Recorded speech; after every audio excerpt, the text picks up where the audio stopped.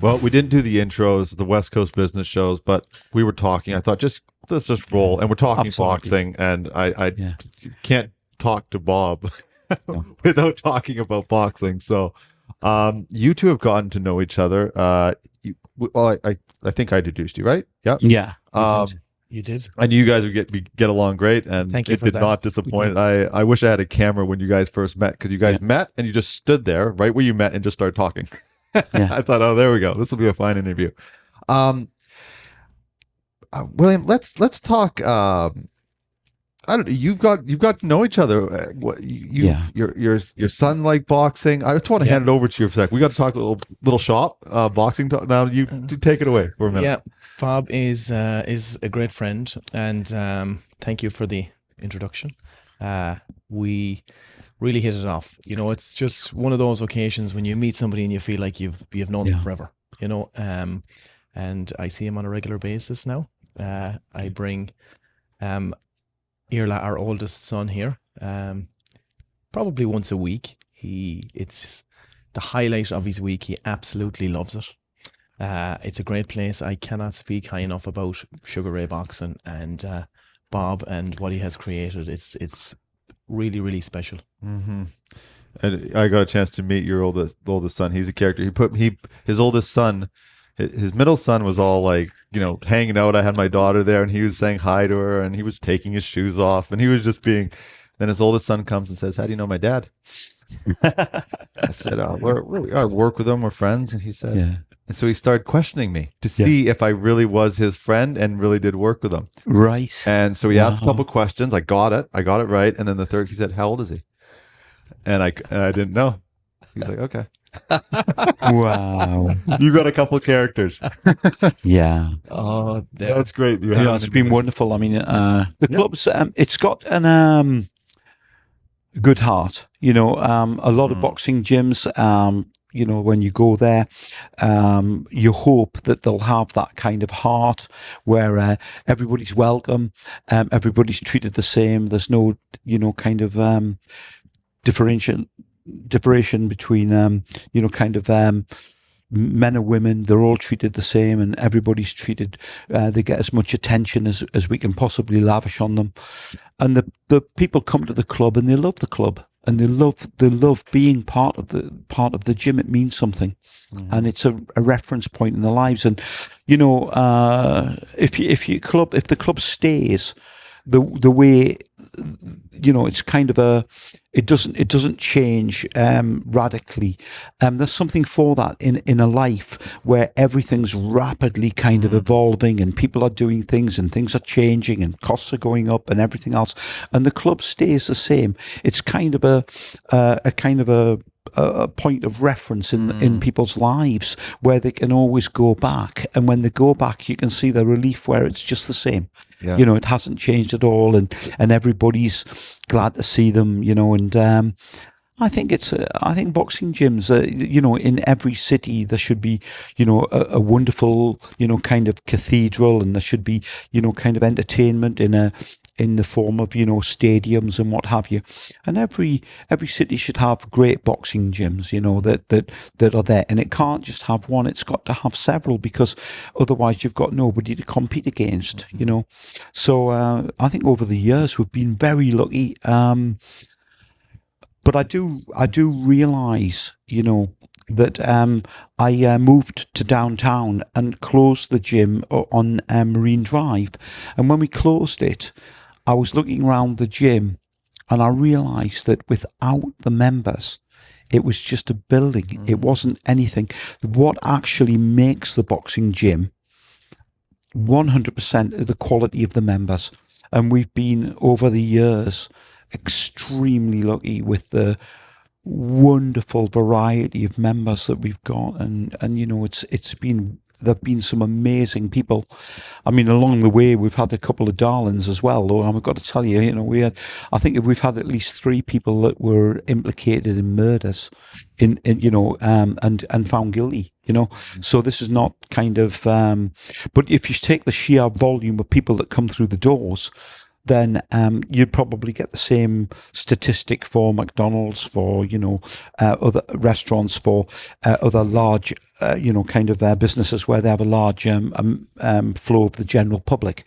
It's just that we are we're very lucky because we get to know all our members, and I think that if you want to judge the club, you have to judge it by the quality of the members that we have, and of course, the quality of the training. That's very important too. Yeah, I train over in the New West one, and that your crew over there is just fantastic. The lovely lads.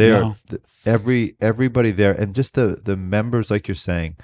Yeah, the members. There's some tough customers there. Like you watch them box. There's I saw a Mexican guy there boxing, and he was just. Man, he was cracking, and I was like, okay, let's not be sparring with him. Yeah. Actually, he probably is the guy that we want to spar with because he can actually hold back. He's capable of holding back. But there's no egos. And I've been in a few gyms. There's usually at least one guy walking around with a little something there. You're kind of, okay, sure, you win. But nobody. Not one person at that gym. Of course, that could change. Like you said, the different guy could show up tomorrow. But everybody is just the culture of the gym is help each other out. Yeah. It's chill, but you guys are training hard. Absolutely. I do think that the way that the guys conduct themselves, what generally happens is they take a kind of they look at how other more accomplished fighters conduct themselves, and they realize that these guys are struggling. They're trying to get better than they are right now, and then they realize, well, yeah, they're struggling too, but they're just a little bit lower on the level. But I do think that people kind of find it's a very a leveling kind of place, a boxing gym. You could get somebody that's a multi-millionaire who's an alpha male successful businessman, and he walks in and he finds out that no longer is he the highest person in the pecking order in the gym. It's true of MMA, it's true of kind of other martial arts, but it's always been especially true of boxing because boxing's been around for so much longer. And when you get people and they're actually kind of coming into this environment, some of the guys actually do feel a little kind of defensive and a little intimidated. And for sure, we are careful. We try to be careful to make sure that people feel, really welcome, and we assure people that they're not going to get hurt, and they're not, they don't have to spar or compete if they don't want to. They can just come and train, and we'll give them the same level of training as though they were going to spar and compete. So once they understand that, then it's very easy for us to kind of work with people, and they can relax a little because there's not the element of danger that there would have been in like 20 years ago. I mean, 50 years ago when I was a kid, the trainer used to get in the ring, and what he used to do was he used to kind of move around a little bit, and he'd kind of work with you, and then he'd just crack you, and down you'd go. And I mean, we were kids. I mean, we were like, 10, 11, 12, he would just smoke you. And then he'd look to see if you got up. And if you got up, right, you were a good lad. And, then you would get a little bit of extra training. But if you didn't get up, then basically he would be thinking, well, perhaps this guy's not got what it takes. But I mean, that was what they were doing. They were kind of working by a kind of Darwinian system, where it was survival of the fittest. And it was tough. And some clubs, they train where you get the guys sparring, and the sparring's always hard, and because it's hard, guys kind of give up.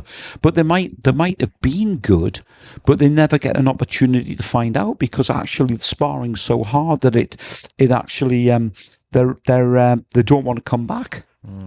So before they've been given the skills that they would need to kind of work, trainers are just throwing them in, and that's still in some gyms. It still happens, and but it never happens with us. We try so carefully to make sure that people don't get into a situation where they're being pushed into the ring and they're out of their depth.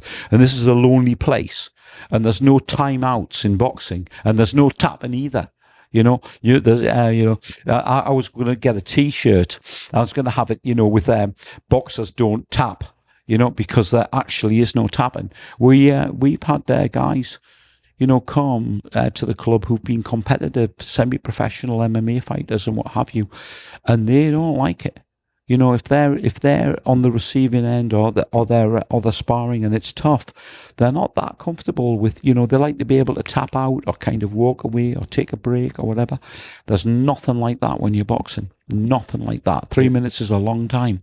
Yeah, it's the only sport like that where you cannot hide. You are in a box. Yeah. And there is no right. Joe Lewis said that. I think it was Billy Conn. He said, how are you going to get on with this guy? And he said, well, he can run, but he can't hide.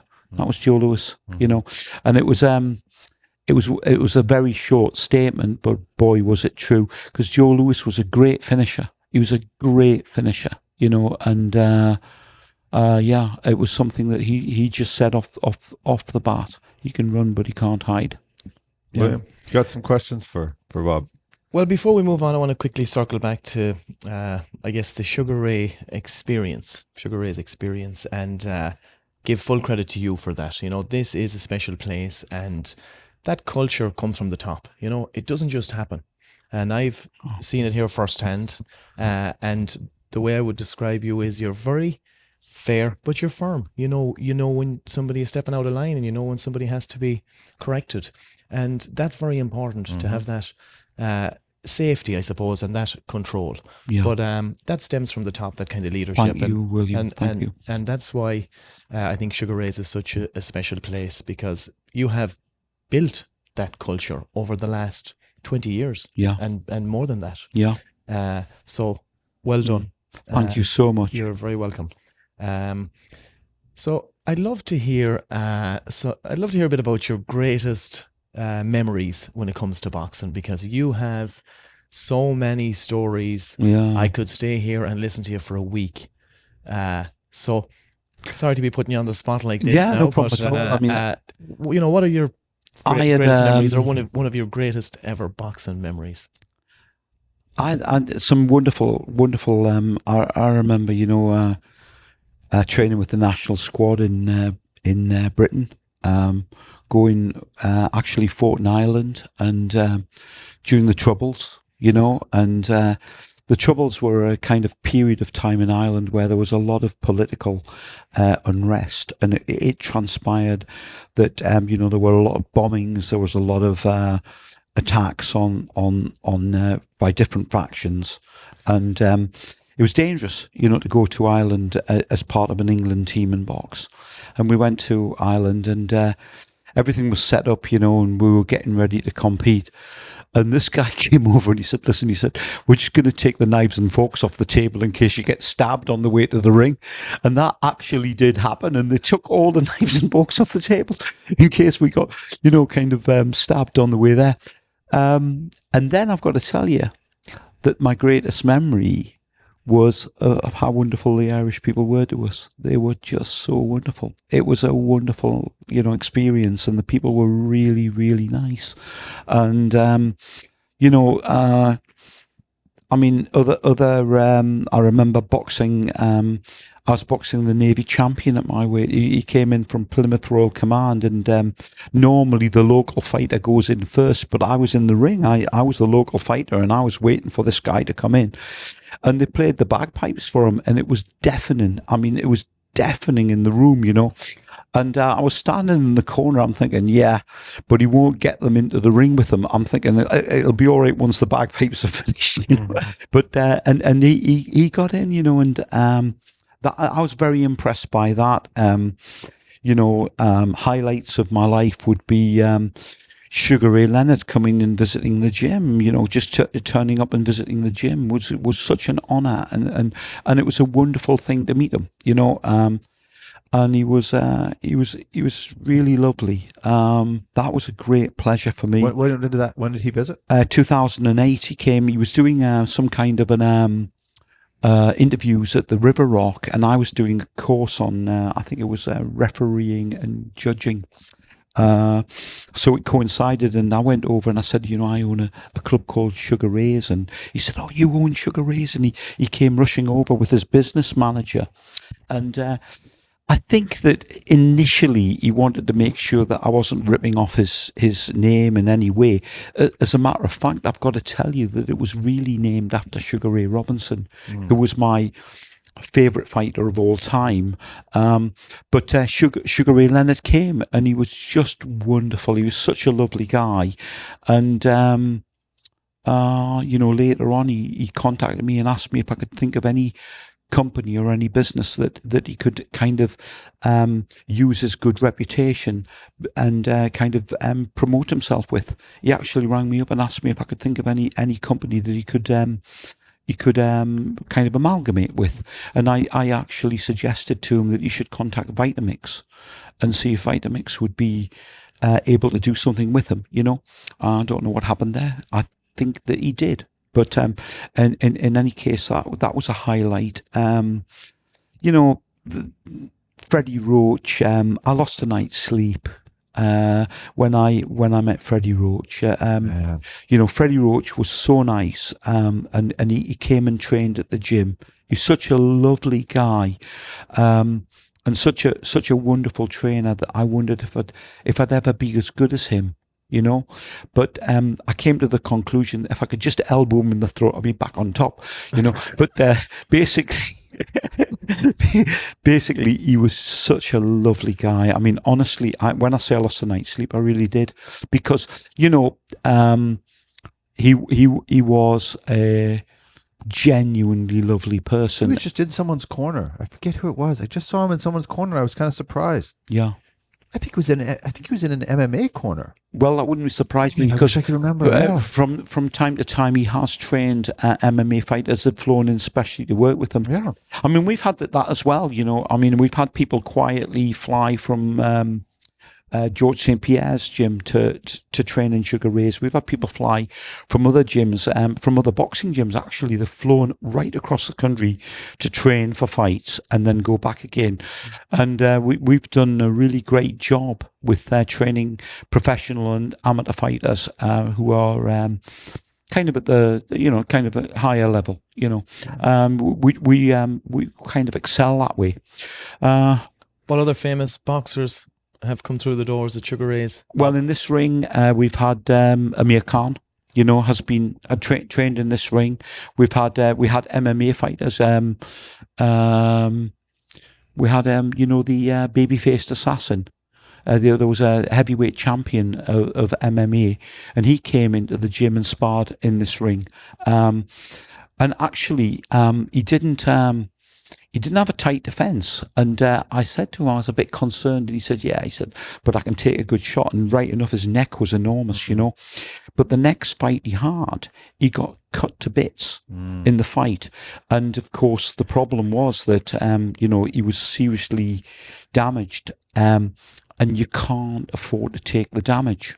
Back in the day, this is absolutely true, but do you notice when you see photographs of old pugilists, they've always got cauliflower ears, and they don't have them now? You don't see too many fight boxers with cauliflower ears. Well, the reason was that they could not afford to get cuts around their eyes when they were bare knuckle fighting. So they would turn their heads and absorb the shots on their ears. And that's absolutely true. So the technique was different. They would take a shot on the ear rather than anywhere, visually. And sometimes you get old-fashioned fighters and they'd yell, I can't see, I'm blinded, but I'm not beaten. But actually they were beaten because they were blinded. But they were protesting that if it wasn't for the fact they were bleeding profusely, they would have won. So the techniques have changed. But in MMA, you can't afford to get cut. You just can't afford to get cut that seriously. Josh Barnett, I think his name might have been the babyface. You would have to look that up. I may have got it wrong. I have a question about Freddie Roach, because this is about your life, but I feel it's a disservice to not show some of the boxing prowess of what you know. So when you meet a gentleman like Freddie Roach, and he's training a guy like Manny Pacquiao. Yeah. I know this is a bit of a tough question. You can't really answer it, but just your thoughts on it. How different of a fighter is Manny Pacquiao without a Freddie Roach in those key fights that he's doing? How much of a difference does he make, or maybe what does he bring to someone as great as a Pacquiao? Well, we'll talk about this. Before he fought Floyd Mayweather, Freddie and I were talking about what Freddie was doing, and one of the things he was doing was if Floyd Mayweather went into a kind of Philly shell, he was going to have Manny Pacquiao hitting his shoulder to bring his body round and then throw a second punch. So he was actually using his shoulder as leverage to that was turn the him. target. Yeah, the shoulder would become the target. It's like this. He would punch him and then come in with another punch. And I knew that he was going to use that technique, and I never told a soul. I'm like with secrets, William. If it's a secret, it's a secret. We can other things to do with Manny Pacquiao. If we were talking about Manny Pacquiao, then Freddie made him a two-fisted fighter. Manny Pacquiao was really, really a one-fisted fighter when he went to Freddie. And then we have to look at the attention to detail with regard to defence. So Manny Pacquiao would come in, throw his punches, and immediately move away, so that the other guy wouldn't get a turn. It was always Manny Pacquiao's turn. If you want to talk again about attention to detail, it really, with Freddie, it was before the fights even started. If you look at Thurlow, the fight with Thurlow and Manny Pacquiao, look at the size of the gloves that Manny Pacquiao was wearing. And Keith Thurman. If you look at Keith Thurman's gloves, they're enormous. And then if you look at Manny Pacquiao's gloves, they're really the same weight, but they're very compact. And this was deliberate. And I noticed that other fighters that Freddie was training at the time were wearing the same compact gloves. So they have to have certain, characteristics, the gloves, to be legal. But the size of the actual glove matters, and it meant that Thurman was standing there like this, and the punches were coming straight through the middle because the gloves were much more compact. So I probably was the only person in Canada that looked at that and thought, those gloves look a lot smaller than Thurman's. And they really worked well for Manny Pacquiao. It made that... especially with those punches and punches style, precision of his punching, and then the movement away meant that he had an advantage, So, looking at it, I could see that with Freddie... Manny had a huge advocate and a massive advantage over his opponents because of the thought and attention to detail. But I'll tell you something that made me laugh, because I saw a documentary once, and there were some pieces of card sitting on a bed, and I looked at them. And I knew what the pieces of card were for, because when I was a kid, I used to have to get the card and wrap the wraps around the card, and then what you do is remove the card, and then you've got a nice section of wrap for the actual fighter's hand, but you cut the card to measure each person's hand. They were sitting on the bed. So I kind of came up with this method of wrapping hands in the UK, and there's Freddie Roach sitting with cardboard exactly the same way the other side of the world. And I looked at it and I thought, that's amazing, but it just shows you, that, he came up with the same solution to the same problem, but I just made it up myself. I figured, and the funny thing about people is that, like some people, their left hand and their right hand aren't quite the same size. So you would have to measure the card. I would measure the card for each hand and then write the name of the fighter on it. So I knew that this was the right card and the right hand.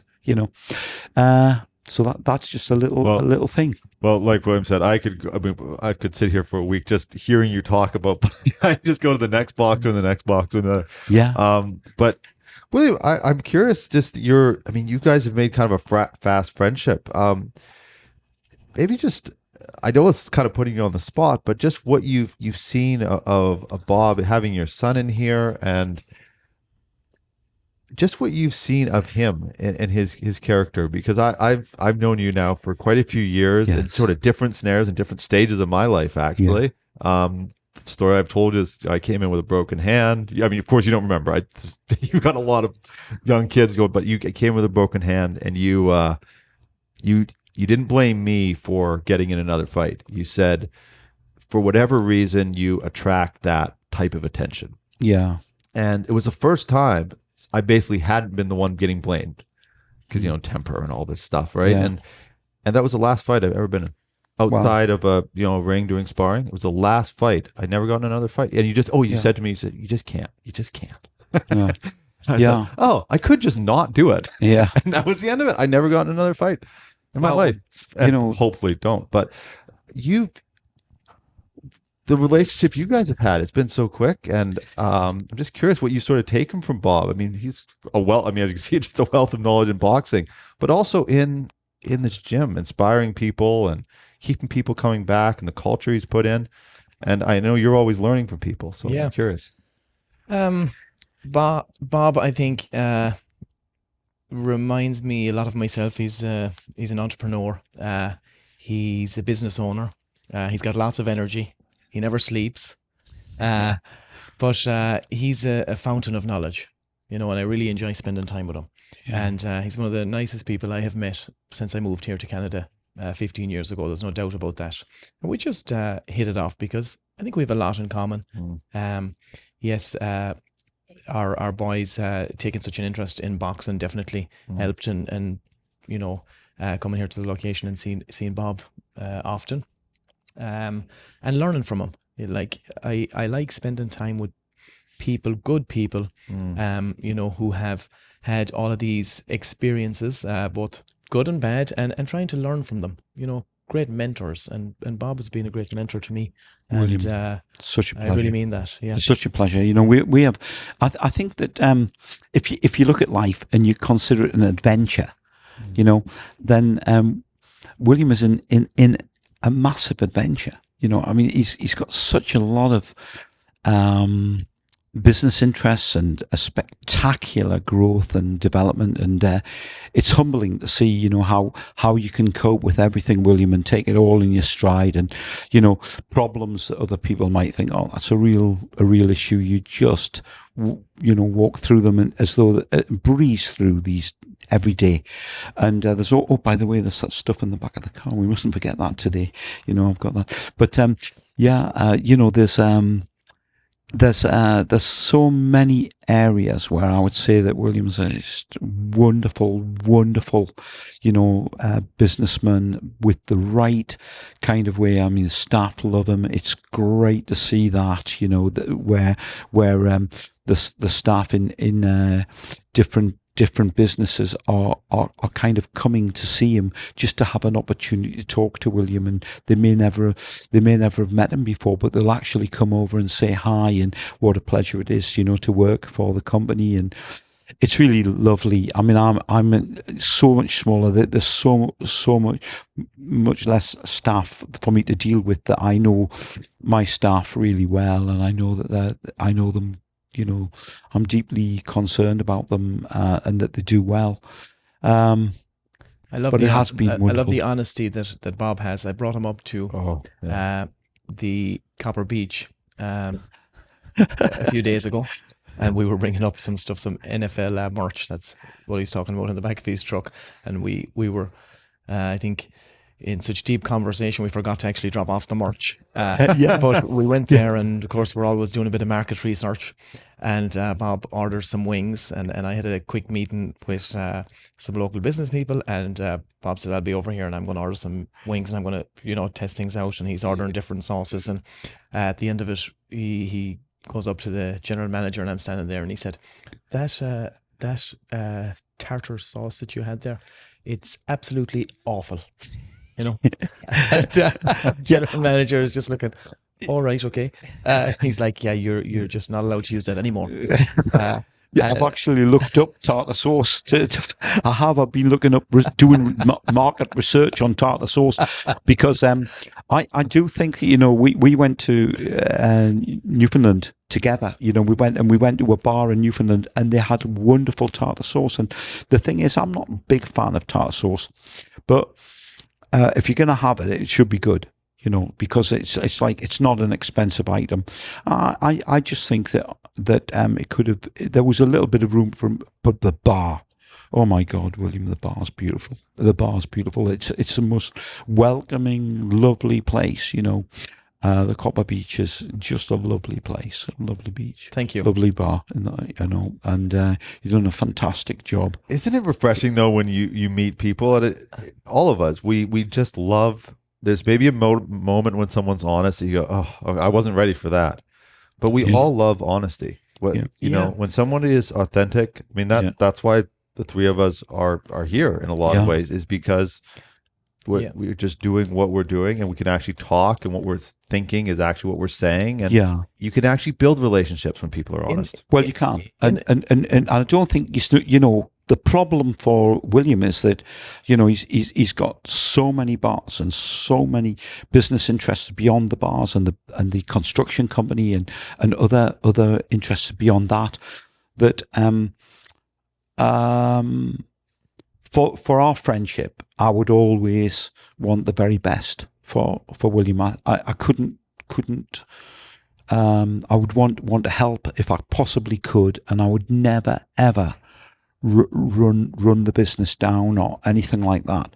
But at the same time, if something needs improving, you know, I believe that the best thing that I could do would be to be absolutely honest about it, and if William saw something that we could improve on in the gym, there is no way that I would take any kind of offense. I'd just be grateful, you know, because if you see something, or if you saw the staff weren't, you know, performing the way you hoped or anything like that, I'd be so grateful, you know. And I think that in life, you know, especially where I come from, they call, you know, like a spade a shovel, because, you know, basically it's a shovel, you know. And, you know, when in life, in Newcastle, you don't get that kind of pussyfooting around things. People confront you with the reality of the situation immediately, and it's not quite like that. You know, where you go into other places, and you could say, yeah, well, the people are much nicer, but I'm not sure they are. I think what happens is that people say one thing to you and then something else to somebody else. Yeah. But you know, I just relish the time that I've got with William, because we have a great time. You know, we might travel here and there together, and it's just always good. It's always good, you know. Bob reminds me of Laura, my wife. You know, you only ask them a question when you really need when it's very important and you really need the right answer, and you're not sure. And you're ready for the answer. You mightn't like the answer. Yeah. You know, well, that's what Jerry Maguire, you know, you know, she said this in Jerry Maguire, you know, Tom Cruise says, this girl says, you know, that's what you're getting, the brutal truth. Yeah. He said, no, I just wanted the truth. You added the brutal. You know, so, you know, but it's never intended to be anything other, you know. I mean, and when things are good, oh my goodness, you know, I'm right there to kind of say, yeah, a great job. I mean, you've got no idea the scope and the expertise involved in running businesses, and, you know, 200 employees, and it's just mind blowing, you know, to be able to deal with that. Bob, before I forget, I have a double barrel question for you. Who is your favorite boxer of all time? Yeah. I've never asked you that, imagine. And who's the greatest boxer you've ever seen? My favourite boxer of all time would be Sugar Ray Robinson, and you know, I mean, he's mind-blowingly good. I mean, he had 80 amateur fights and won 60% of them in the first round, you know. And then as a professional fighter, you know, he lost one fight to Jake LaMotta, and then, you know, he didn't lose for years and years and years. And in actual fact, he had to become a middleweight fighter because he couldn't. Nobody would pay to watch him fight at welterweight because nobody believed he'd lose. He was so good, he was so dominant as a welterweight fighter, which is at 147 pounds, that he was believed to be unbeatable. And actually, that would be the same for I think Roberto Duran at lightweight. at 130. He was considered to be the greatest lightweight that had ever lived, bar none. And I met him recently, and he was an absolute sweetheart. But, you know, then you had Sugar Ray Robinson. And I remember a famous article being written, and it said, you know, there should be no comparison between Sugar Ray Robinson and Sugar Ray Leonard. And, you know, Sugar Ray Robinson was an absolutely incredible fighter. And it was written by Sugar Ray Leonard, you know, and that to me was, it kind of embodied just how good Robinson was. Yeah. And the greatest fighter I think that I've met, you know, or that I've seen fighting, I've seen some really great fighters. I haven't met so many. I've been involved in boxing for many, many years and haven't been able to go and see fights live. I've watched them on the TV with the people in the gym. But I think you could kind of say that right now, I think one of the greatest fighters, that's living fighters, would be Usyk. You know, the heavyweight champion of the world right now. And I think there's a kind of a combination of skill and strength and resolve, which is unusual in a fighter. You rarely see a fighter. He has no fear. Yeah. No, at all. None at all. At all. And if he does have a bad round, you know that in the next round he's coming out and that guy's going to have a terrible round. You know, because he's going to now impose his will. Mm-hmm. And, you know, boxing really is a lot to do with imposing your will on your opponent. Mm-hmm. You know, you've got to, I mean, what I used to say to guys when they were fighting was, do your job, land your punches. It's no good, you know, giving the guy a dirty look or standing back and kind of moving away. You've got to land punches. Boxing's judged by effective aggression, you know, by who's the more effective. In boxing, in amateur boxing now, they've got this crazy thing where you know, the volume of punches is kind of significantly incorporated into the judging, and to my mind, that's got to change. I mean, it's ghastly. You know, it's ghastly what amateur boxing's done to boxing, and they're even designing gloves they've got abnormal amounts of padding, which you would think would be great because, hey, you know, the guys aren't going to get, but what it means is that the guys that would have got knocked out get hit over and over again. Yeah. So I pointed this out at a meeting with the Boxing Association in British Columbia. And the guy said, no, that's wrong. That's not how it'll work. And I said, yeah, it is. It's exactly how it'll work. And I actually saw that exact thing crystallized in the provincial championships about 2 years ago.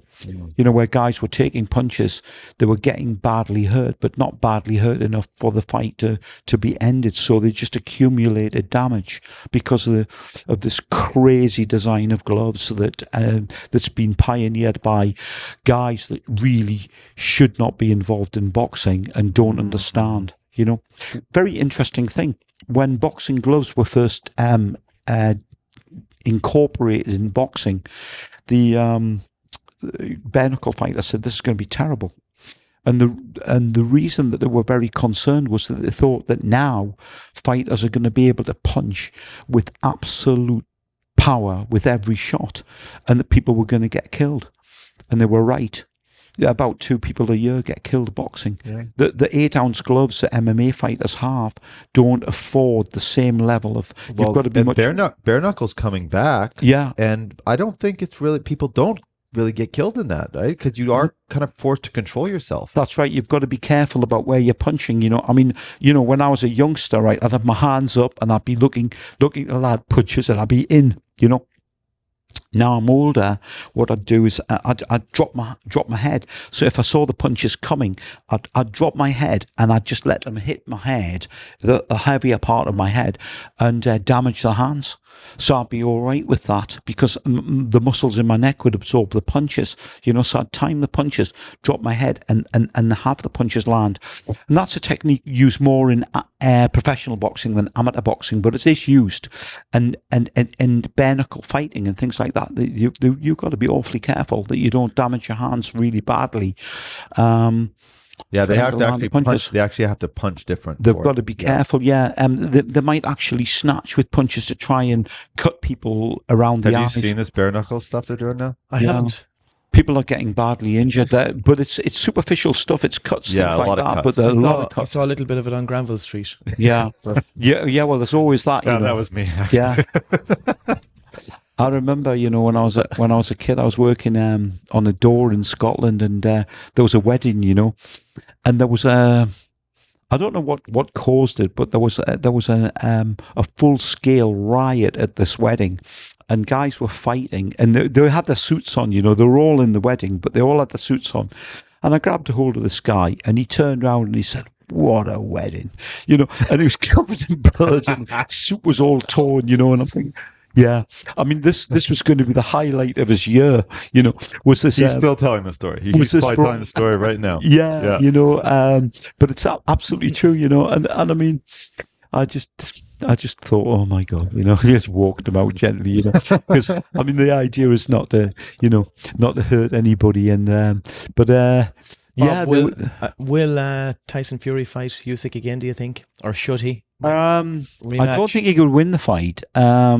Yeah, but I think he may have learned something from the fight, the previous fight, but I don't think he could win the fight. Joshua couldn't beat Usyk. He had 2 attempts. I think Usyk as a professional fighter right now is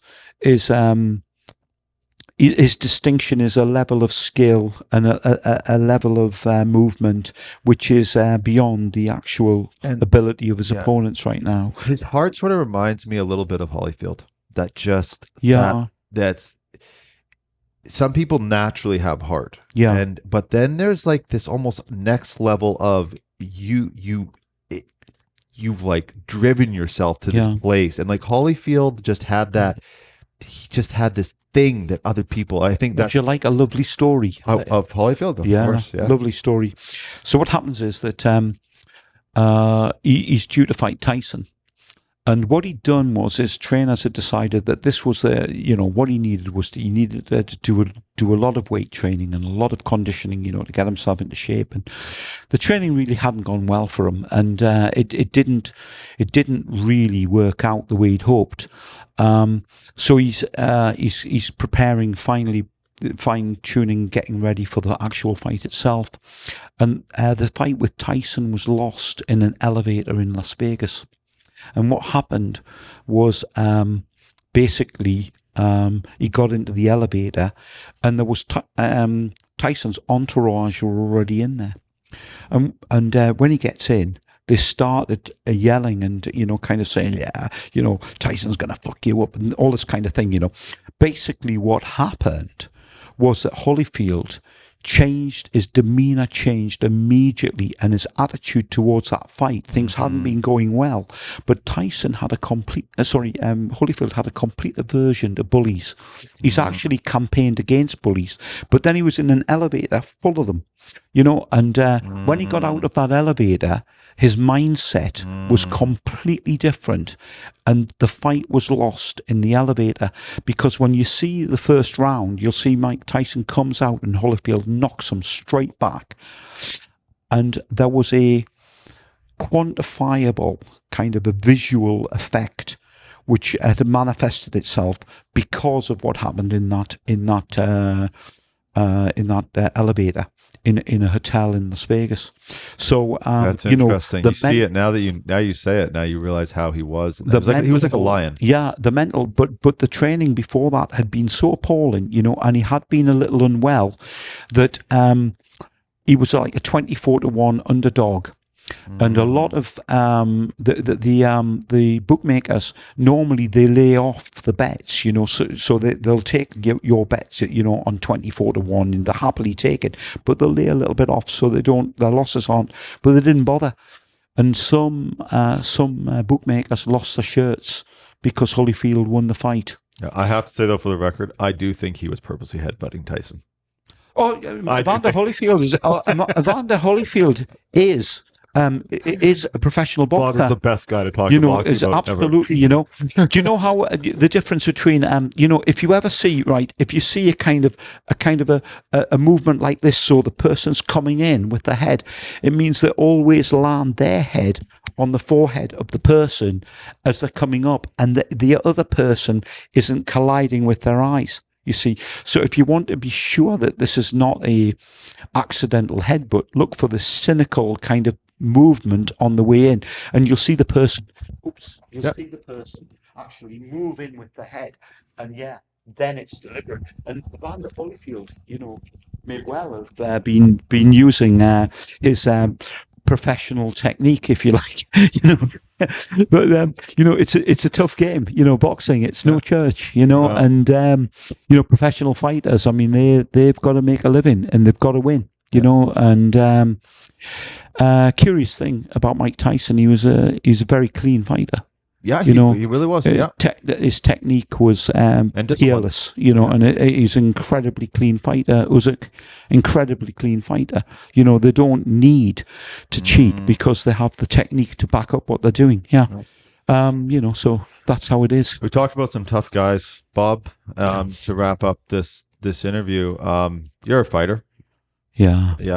Now you got a different fight, and we don't have to keep this in the interview if you don't want to. But I think you're welcome. I think you're well. Not I think you are inspiring. You're inspiring me, William, because we're seeing you fight.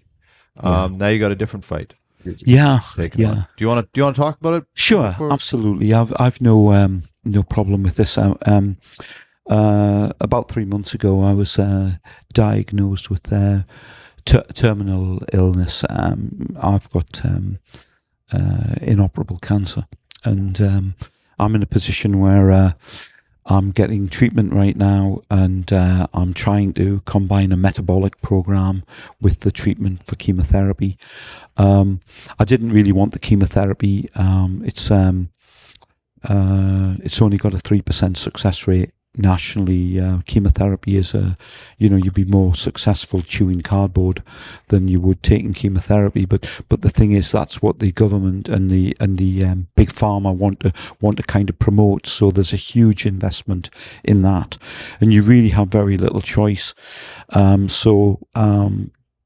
What I did was immerse myself in the subject and look at what else is out there, and if anybody's in the same position that I'm in, and I hope that you're not, but if you are, then look at the metabolic protocol, because what you'd be doing is you'd be aiming to starve the cancer, and it wouldn't matter what kind of cancer it is, it would work. This metabolic protocol would work to starve it.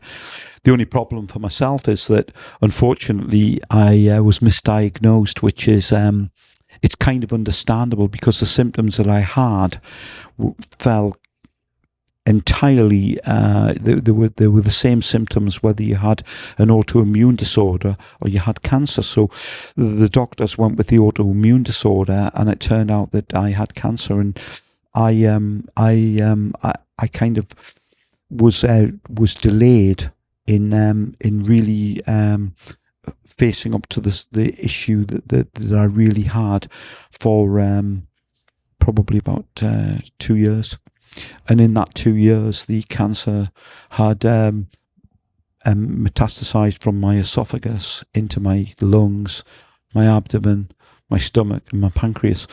And it's an aggressive form of cancer. And what I'm trying to do is I'm trying to hike every day, and I'm trying to kind of do as much as I can to be careful not to eat sugar or carbohydrates if I can avoid it, And I'm doing everything that I can to fight the disease and last as long as possible. But the adventure continues, and I'm trying my very best, and I'm surrounded by friends and family, and the people at the gym are looking to me to see how I conduct myself, and will I face this final kind of chapter of my life and with some style and dignity, and I'm going to do that, without a doubt. You won't find me breaking down or kind of complaining about why me. This is just how it is. So I'm very pragmatic about it, and I'm very lucky to have kind of BC cancer, and the other research I've done, a lot of it has been on the internet, but clean living, eating carefully, don't eat processed foods, try to kind of do the best you can. I've got conditions similar to Steve Jobs called cachexia, which is awkward because it blocks the assimilation of protein by your muscles. So what happens there is you waste away, and it affects all your muscles, and that would include your diaphragm and your heart. And ultimately, 30% of people with cachexia die of cachexia. So I've got that to face as well, and I'm looking at that. And this is it's a. I mean, for anybody that's been unfortunate enough to have had cancer or has cancer, it's a new reality, and it kind of redefines who you are, because, you have the issue of facing up to your own mortality, and at the same time, you've got I suppose really the hardship of having the chemotherapy, and the trouble that I have personally is that I can't eat food like other people. I can't swallow properly, so I've got to kind of eat baby food, and I've only got a tiny little space in my throat to allow food to get down now, and there is no surgery available for me. In 30 years from now, hopefully there'll be, a realistic solutions which are being suppressed right now by Big Pharma because they are committed to this billion-dollar industry. There's no money in curing. There's only money in kind of helping people to kind of live with the condition. So the chemotherapy is it's very ineffective, but it's very, very profitable. So, after I've died, there'll be generations of people, unfortunately, with cancer who have to face the same situation that I have, until people in the government stop taking money from pharmaceutical companies. And then, the people start to kind of realize that there are alternative solutions to the problem, which are more effective, but aren't profitable for the pharmaceutical companies, unfortunately. That is the way it is. So if there's anybody out there that wants to go hiking on kind of Grouse Mountain in the mornings, we'll be at the gym at 7 a.m. and you can meet us here every morning. I go Monday to Friday, and I, even when I'm not well, and there have been times where I've actually crawled on my hands and knees, to carry on. So that's going. 7 a.m. you do it? 7 a.m. every day I'm here, and anybody that wants to come, you can jump That's in the amazing, car Bob. with me, and I'll take them with me. And Winston, we go together. My French bulldog, we go together. I know. I was hoping he's tied up. I wish we'll bring up a picture of him. We have. Oh, He- yeah. I don't know if I've ever seen such a jacked French bulldog. That's from all the hiking. Have you seen? He's got this little tiny waist. Yeah. And they're built like that, but most people don't Yeah. have theirs in shape. Yeah. And his muscles he's just like, Yeah. He's a really good little guy, and of course he's my main protection from bears. But it's funny, but I just got the feeling, right, that he's not as reliable as I would like with regard to bears, and I think he'll run straight back to me for a bit of support, bringing the bear with him. And we've actually come across bears on the Baden-Powell Trail. And the last one I saw was about 500 pounds, and they can move. They can move really fast. Mm-hmm. I mean, they're fast on their feet, but they've also got a fantastic jab, and they're straight right. It comes right over the top, and with claws attached. Yes, they've got these like steak knives for claws, So so actually we came across one this year. And I mean, they're pretty shy. They don't really want to get involved with human beings, thank goodness. And so it didn't change my route at all. But I just do take a bear spray with me. And if you are hiking, even if other people don't bother, I'd recommend that every girl should carry a bear spray. And any party should have at least one bear spray bear spray with them. Because with global warming, I think that the bears may not be getting as much food as they were getting before, because the salmon and everything else aren't getting up the rivers and what have you. So I think that, they become a little bit more kind of disagreeable and hungry, and dangerous because of that. So I would say just to take care. But if anybody wants to come with me, then for sure. Well, I I'd for love sure to will do be. that. I for sure will be stopping by. That'd be Yeah, of great. course, That yeah. would be great. I mean, I'm not going as fast as I would normally have gone, and it has been a kind of a change. There's been a change. Obviously, I've lost a huge amount of weight, and that's part and parcel of the illness. But the thing is that you don't have to give up. I mean, I have doctors who are talking to me right now who are astonished, that I'm not kind of on a gurney or, that type of thing. I have like a huge loading of cancer in my body, but I'm fighting it. And it's in my nature to do that anyway, So I would say that if you're out there, and you're not well, or you're just facing the reality that you have cancer, it's not the end. It's just the beginning of something else where you've got to kind of make an adjustment to your life in order that you can survive for as long as possible. And plenty of people do.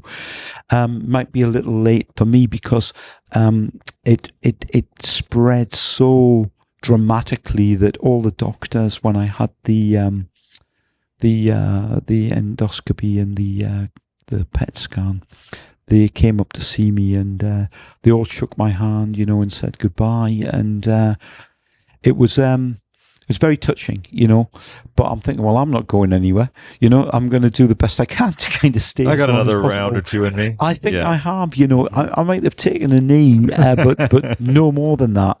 And you get up and you think, right, let's go. Let's go. So I'm doing that right now, and but I'm nothing special. If you have an opportunity, to kind of check on the internet, you want to exercise, you want to eat cleanly, you want to do some intermittent fasting, you want to go, kind of on hikes with me.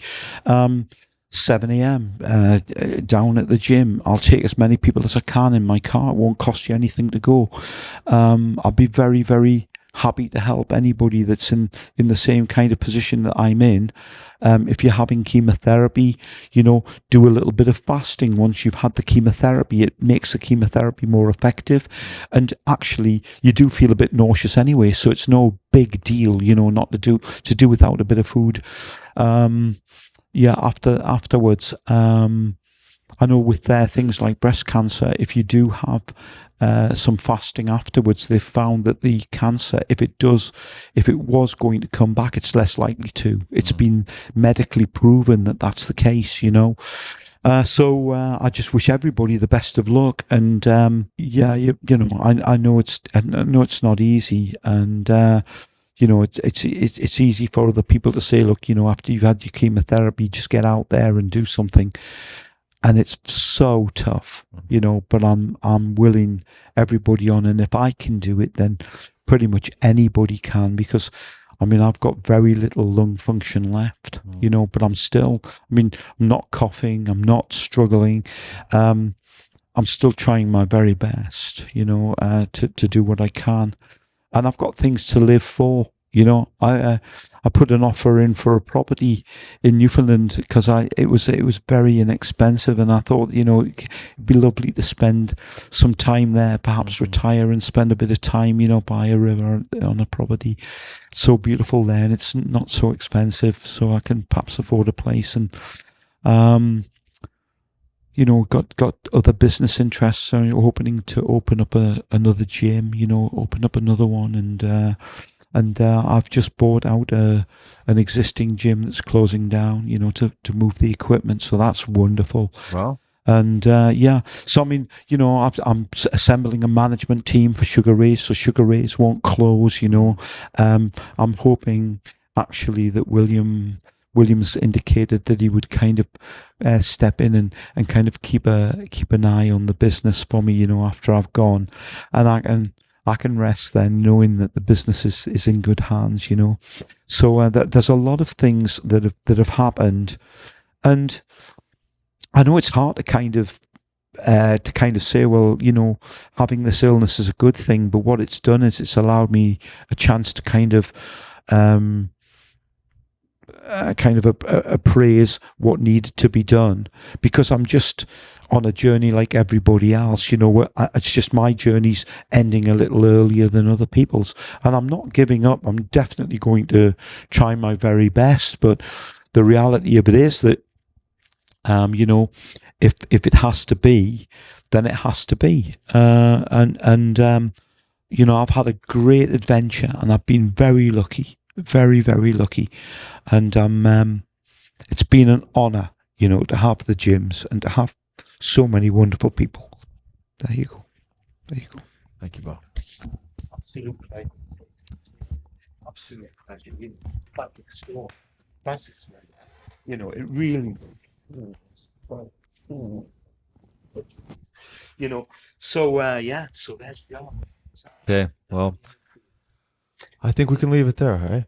Yeah. Thank you, Bob. You're an absolute inspiration to all of us.